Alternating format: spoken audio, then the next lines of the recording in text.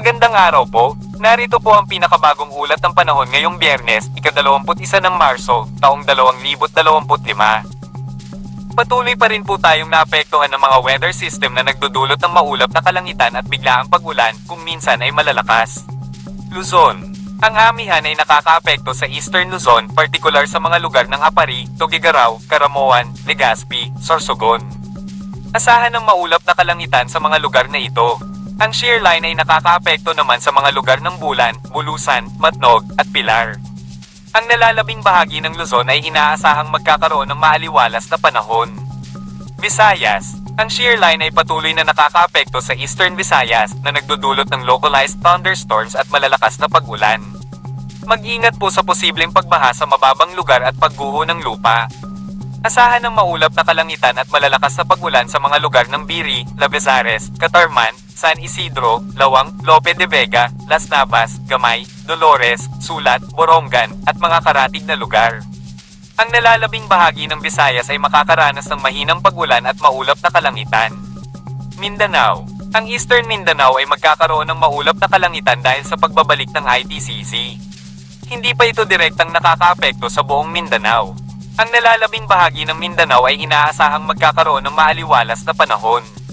Maging alerto pa rin sa biglaang pag-ulan dahil sa localized thunderstorms.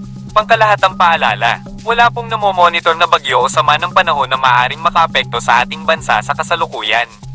Inaasahan din natin ang maaliwalas na panahon sa mga susunod na araw. Maging alerto po tayo sa biglaang pag-ulan at laging maging handa. Karagdagang impormasyon. Para sa karagdagang impormasyon at mga bagong ulat sa panahon, pakisubaybayan po ang aming YouTube channel. Mag-subscribe po kayo para maging updated sa lagay ng panahon sa ating bansa. Ingat po, mga kababayan.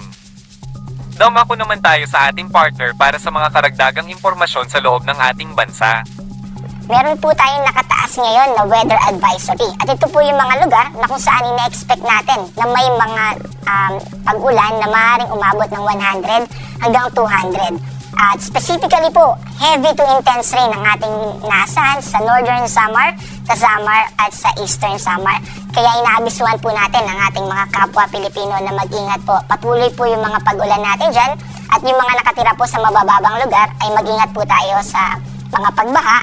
At yung mga landslide prone areas naman po ay inaabisuhan natin na maging mapagbantay at maging alerto po tayo. Yung mga dilaw naman po, Leyte, Masbate, Sorsogon, Albay at Catanduanes, maaari po silang makareceive ng 50 to 100 millimeters. Para naman po bukas, moderate to heavy rains naman po or 50 to 100 millimeter yung patuloy na may experience natin sa Sorsogon, Northern Samar, Samar at Eastern Samar. Para naman po sa forecast natin, patuloy po yung epekto ng hanging amihan.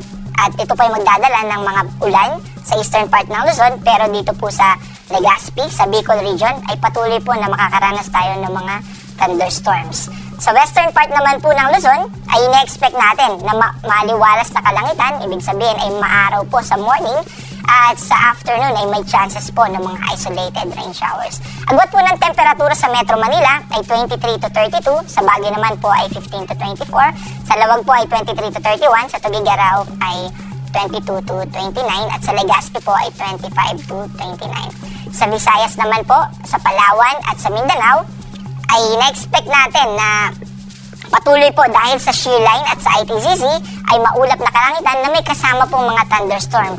Pero sa western part naman po, kasama po yung Iloilo, Cebu, ay maaliwalas na kalangitan na may chances ng thunderstorms. Agwat po ng temperatura sa Iloilo ay 25 to 31, sa Cebu naman po ay 26 to 30, sa Tacloban po ay 25 to 30, sa Cagayan de Oro ay 25 to 31, at sa Davao po ay 25 to 33.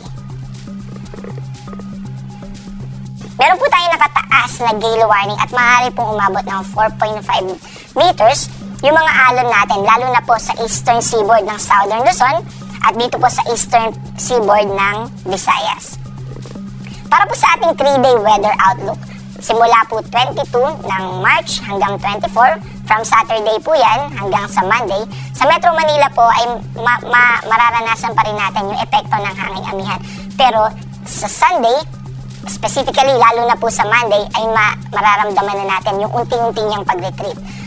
yung pag-retreat ng northeast monsoon. And then kapag natapos na po yung northeast monsoon, yung influence niya, ay patuloy na tayo makakaranas ng mga maiinit na panahon. Kaya maging handa rin po tayo sa susunod na linggo. Sa Baguio naman po, patuloy po na makakaranas tayo ng maaliwalas na kalangitan na may chances ng mga light rains.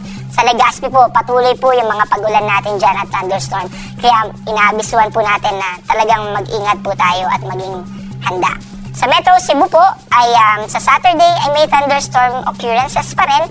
Pero sa Sunday at Monday po ay magiging maaliwalas na. Pero may chances pa rin ng thunderstorms. Ganon din po yung ina-expect natin dito sa Iloilo City at sa Tacloban City. Dito naman po sa Mindanao, sa Metro Davao, hanggang sa Zamboanga City, kasama po yung Cagayan de Oro, ay maliwalas na kalangitan na may chances po ng thunderstorms ang ating inaasahan.